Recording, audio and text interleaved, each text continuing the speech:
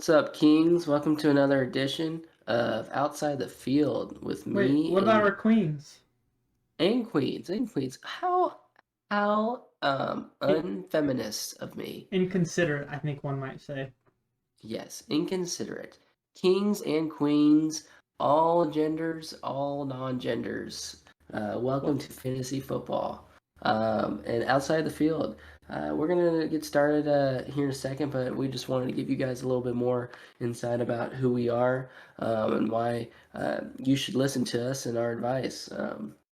Like many of you, I am a young person in a job that I would rather not be in, and I'd rather be doing other things that make or that are fun and making me a life outside of that. So work 50 hours a week doing something that's not as fun as this, and I'll tell you this: 2 or 3 hours of doing this for you guys, it's a pure enjoyment, and I love giving you guys that content that potentially can help you guys win your leagues. So let me put it this way, guys.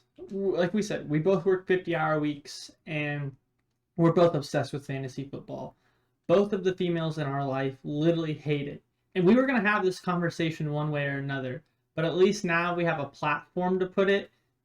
And because we're doing this and trying to grow our brand, our ladies are a little more understanding. So, my wife bought me this mic because my voice sucked so bad last time. And look at that. Shout out to you, Hannah. Love you. yes, we both have very amazing women in our life, and we're very grateful for them. And they've been very appreciative and supportive of our journey so far. So, guys, keep hitting that like button, keep showing us some love, keep hitting the subscribe, and keep tuning in, guys. We very much love having you here. So, without further ado, we're going to hop right into trade targets. Yes, who's the guy you have to go buy right now, Crabtree? I mean, my number one trade target I got going on, probably David Montgomery. Oh, Had a very average like week last week, from what I would say. But this is a guy that I think that has the potential to finish a top five finish. Last year he did it. He looked great week one. Hey, even week two, he didn't put up phenomenal numbers, but he still gave you 10 points in PPR leagues. I think that this guy is only going to get better. They want to give him the ball. They don't have an extremely established backup. They have Damian Williams, but they're going to give the ball to David Montgomery, and I think that this is probably one of the lowest weeks you'll have to get them. I could see one or two more, but for the most part, I see a consistent 15 to 22, 23 out of this guy. He's going to get passes out of the backfield, and he's going to get the ball in his hands. So especially if a rookie quarterback comes into play. yeah, so David Montgomery, man, like he's a player I love. I have him higher than ECR. I think I have him at 11 right now. I know you still have him at 6, man, so you got him really high. I Honestly, thought I had him 7. you might have moved him down, but honestly, it's just that the offense isn't that great. They're not going to score a lot of points, so his scoring upside is going to be slightly capped. He's still a player I very much want. He's like a top 10 running back for me. A player I think you should have on your roster. And if the price is right, I'd maybe go out and get him, but I don't think it's necessarily going to be like as cheap as I'd want it to be to go out and buy David Montgomery today. But I mean, he's a player you want on your roster. My buy high running back candidate to start is Mr. Jonathan Taylor. Put up a great 17 last week, only 6 this week. Um, Carson Wentz is potentially banged up. I think you could see some people start to maybe worry and be like, this is Jonathan Taylor of last year. It's going to be inconsistent. So you just have to remember that some of these running backs have down weeks, guys. Like everyone's going to have down weeks. And I do see Jonathan Taylor in a very similar boat as David Montgomery. So, I mean, if either of these guys are coming at a cheap cost right now, it's players I would run out to go snag like immediately for whatever. I mean, valuable running backs are hard to come by. I do like Jonathan Taylor too. He's a good buy. I did see a stat saying that he so far this year he's been the running back with the most carries inside the red zone as well. So that means they want to give him the ball and get him touchdowns. So that's high efficiency there. Antonio Did you have any other Gibson, running back? what are you You doing said here? what? Antonio Gibson, you want to buy or do you want to sell? Oh man, I'm still not on board. I didn't watch a lot of him last year, so I can't really say much about his playmaking ability. Um, All I know is that they want to give him that CMC role.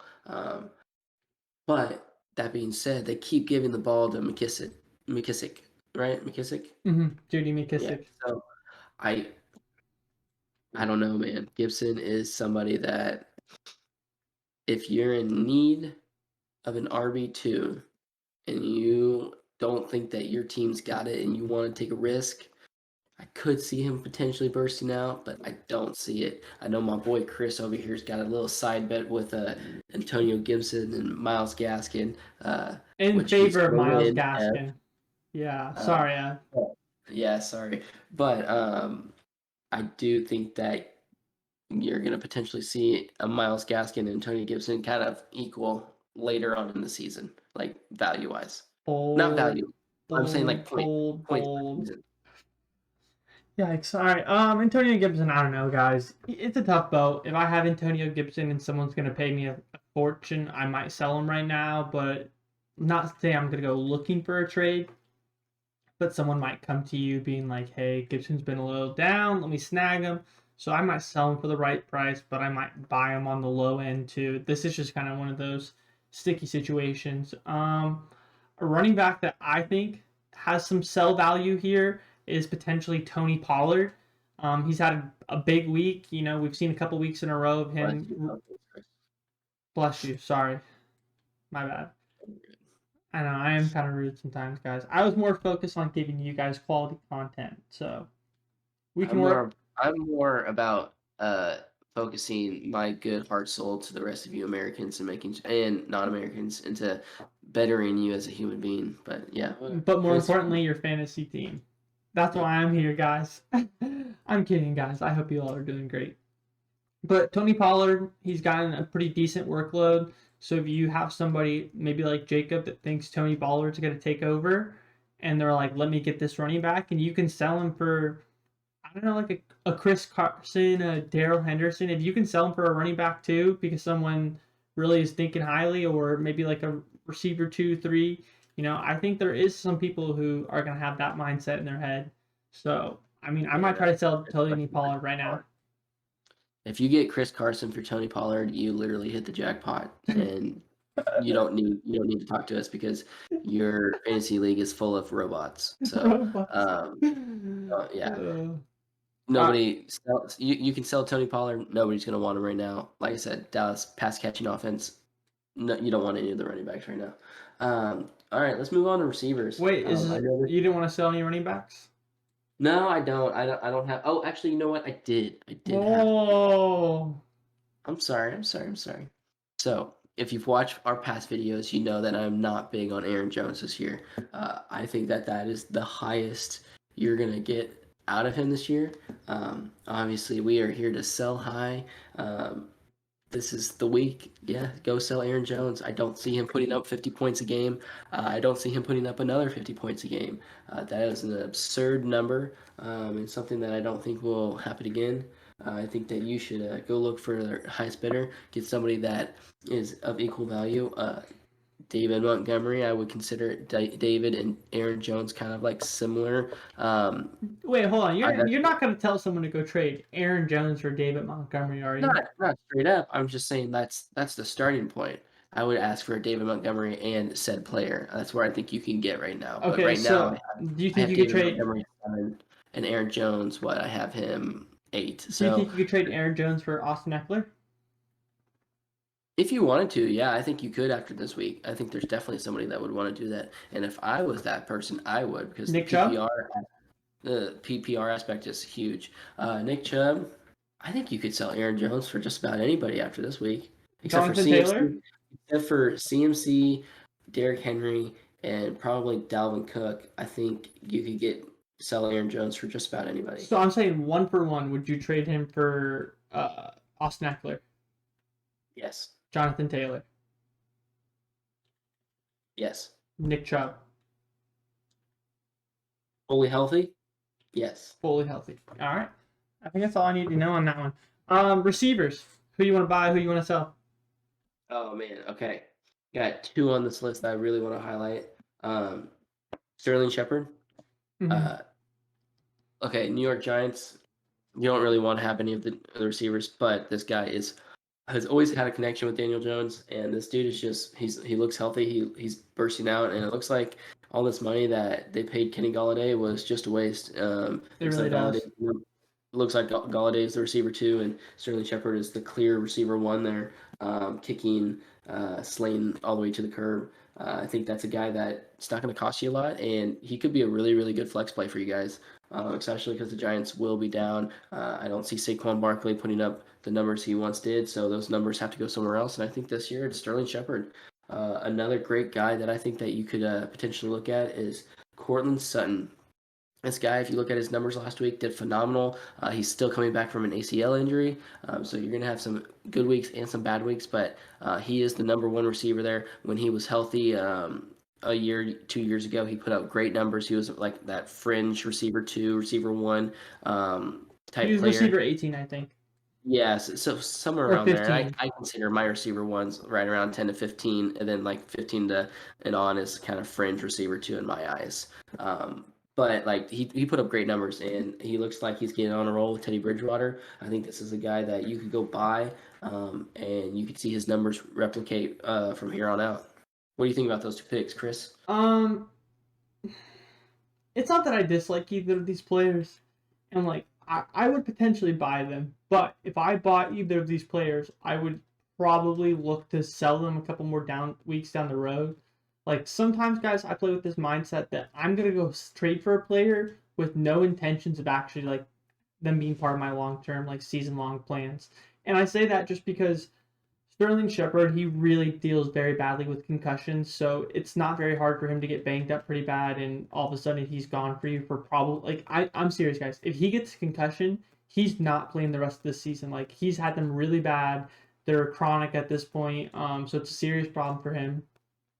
And then Cortland Sutton, like I do think when Jerry Jeudy comes back, that it's Jerry Jeudy's offense to have. So that's someone that I'm probably gonna only want to keep for a couple weeks and sell him before Jerry Jeudy comes back to keep that value. Couple receivers I want to really look at are AJ Brown and kind of DK Metcalf. I think they're both kind of in this like same tier right now where people are down on them. They're supposed to be these elite physical talents, and they're not really performing.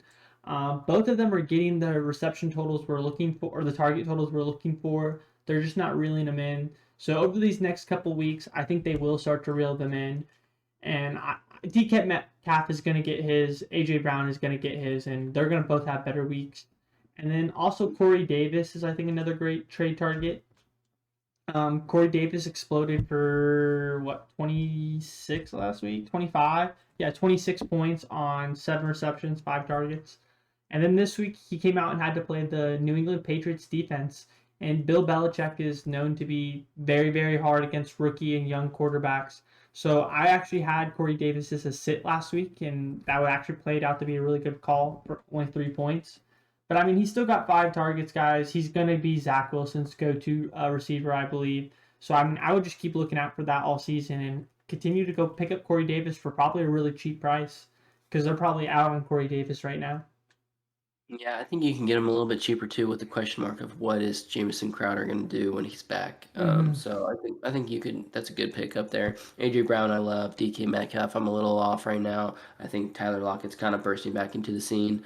He faded away last season. I think he's kind of letting everyone know he's there. But AJ Brown, he's getting the targets. He's just been dropping a lot of balls, and this isn't something that's going to continue to happen. Sooner or later, he's going to find it. AJ Brown is probably the closest physical type person I would compare to a Julio Jones. And I do think, like, with that mentor of Julio Jones being there, actually, I think that this dude has the potential to be a future top 5 receiver, if not better. I think he's got all the qualities there. So I agree with you 100% on AJ Brown. Some guys that we're thinking about selling right now, as high as you can get. I don't know about you, Chris, but I got 3 guys that I'm really, really big on right now. Deebo Samuel, Mike Evans, Robert Woods. What do you think? Deebo, I'll probably hold because he looks like he's probably going to just be the number 1 receiver there right now. Robert Woods, I'm also probably in the same boat because I kind of see why you're maybe panicking a little on Robert Woods because it has been a little iffy. But I mean, he's getting targets, but for whatever reason, kind of like the AJ Brown, they're just not ending up in his hand. So I would maybe wait on that one until you got maybe a bigger performance, and then try to flip your Robert Woods. But Mike Evans, I would have never drafted personally, especially at his cost. So I mean, if he has a big week like this, I'm probably going to try to sell him every single time he has this week and get probably any other player on my roster. Yes, sir. I agree. Debo Samuel, I think that he's bound to come back to earth a little bit. Like that's just a running type offense. And I know George Kittle hasn't been as impressive as we would like him to be right now, but he is the receiver one of that offense. It's just a matter of time when they finally get back to him.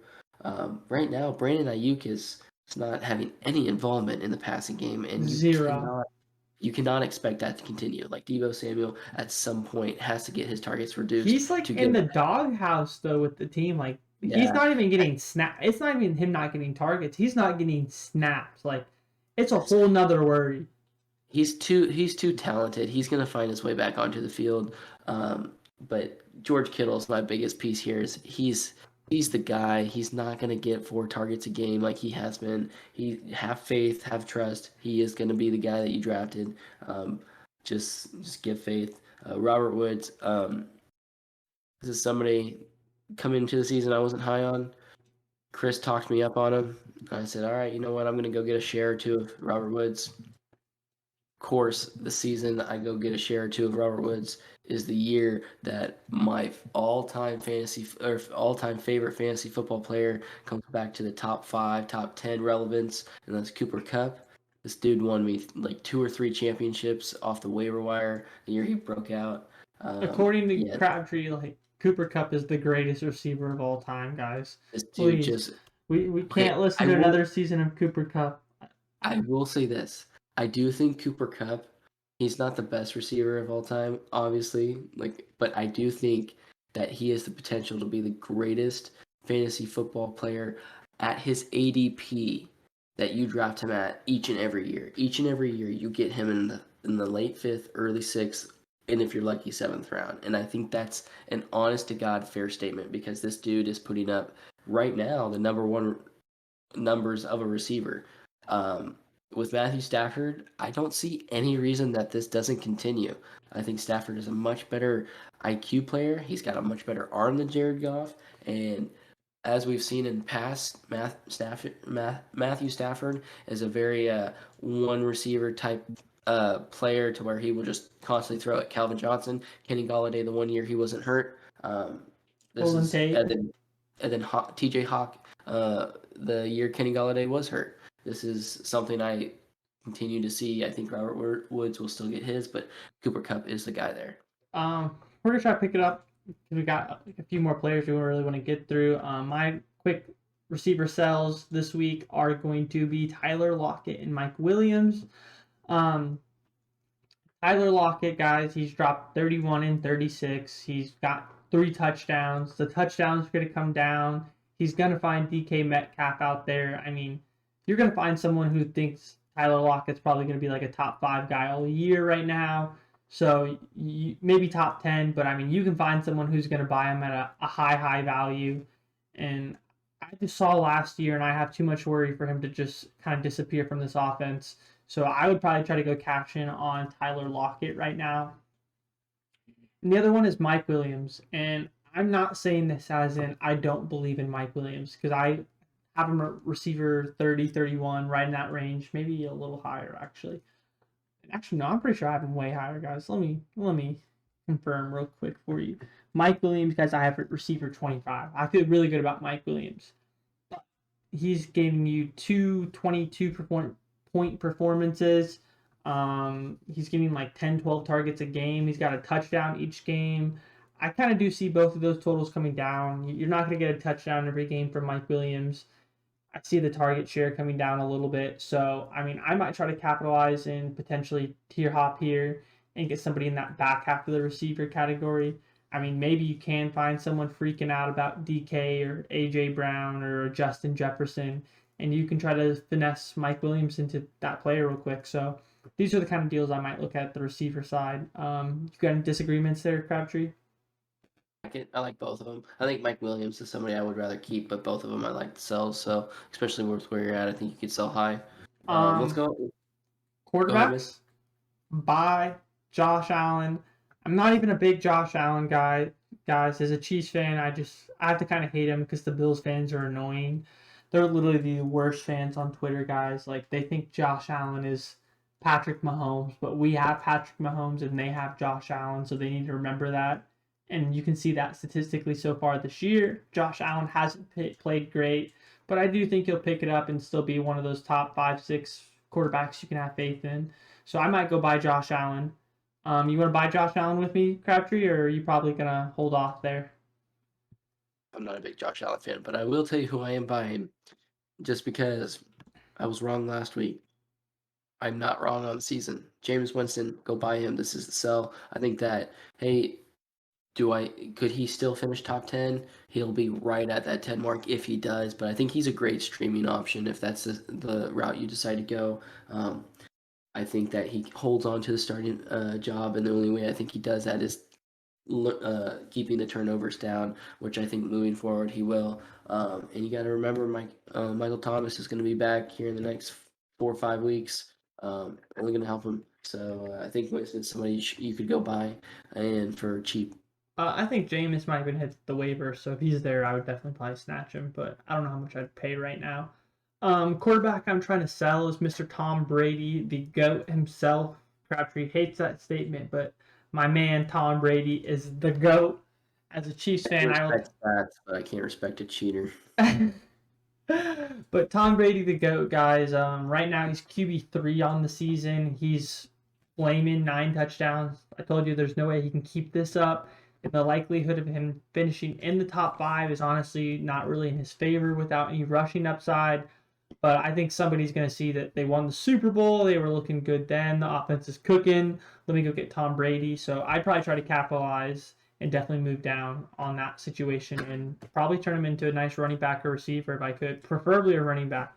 If you can get a running back too for Tom Brady right now, you can go find players at the quarterback position off the waiver wire. So that's what I would do. What do you think? Sir. Not a bad sell, not a bad sell. I got the only times I have Tom Brady are in my 2 QB leagues, and I think that he's a great super flex play. But if you're not in a super flex, I think Chris is right on the money. Sell Tom Brady, you can stream somebody to get the same value, but a lot of people don't know that. You got anybody else you want to talk about, or you think For the we're good quarterback? here? Yeah, I didn't have anyone else. Tight ends. Did you have any players you were looking at right now? Not to buy. I know you got one to sell. I don't really have anybody to sell, but let's go ahead and hear what you got. Guys, it's not that I hate the player. I think he's as great as he's always been. I think he's dynamic. I think he's potentially like an all timer. But we need to reevaluate here on George Kittle. George Kittle, guys, I'm not saying that he can't still be one of your top 5, 6 tight ends this year, but he's not going to be the 300-point tight end you drafted him to be, is ultimately the problem here.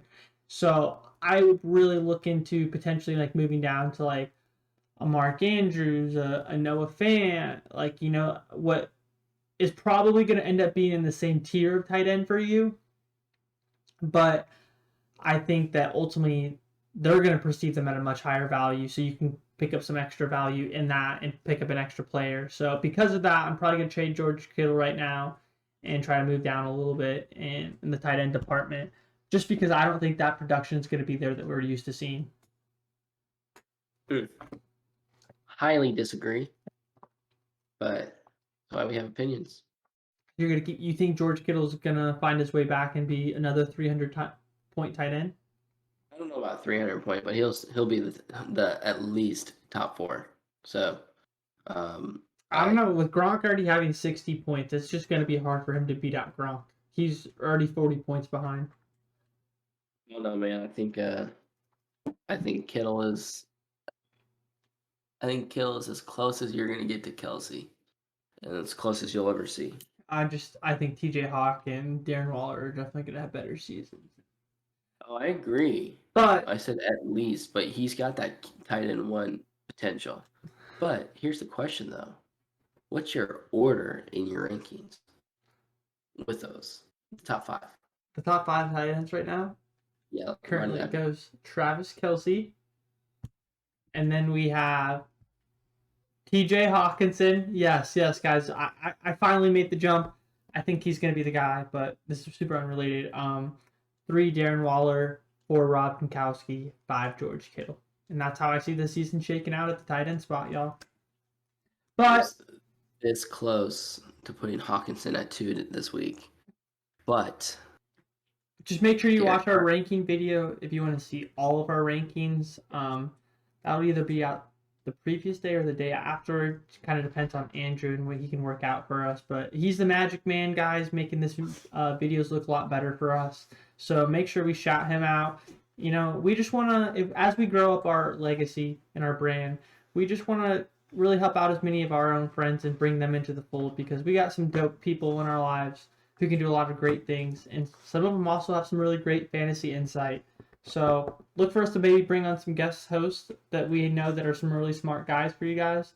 But thanks for tuning in today and seeing who our trade targets were. Hopefully we gave you a lot of names so you can go make some moves and really improve your roster and get that dub this weekend. Crabtree, what else you got for us? Nothing, boys. Here's a 3-0 Kings and Queens. Make sure we like and subscribe, guys. Thank you for watching.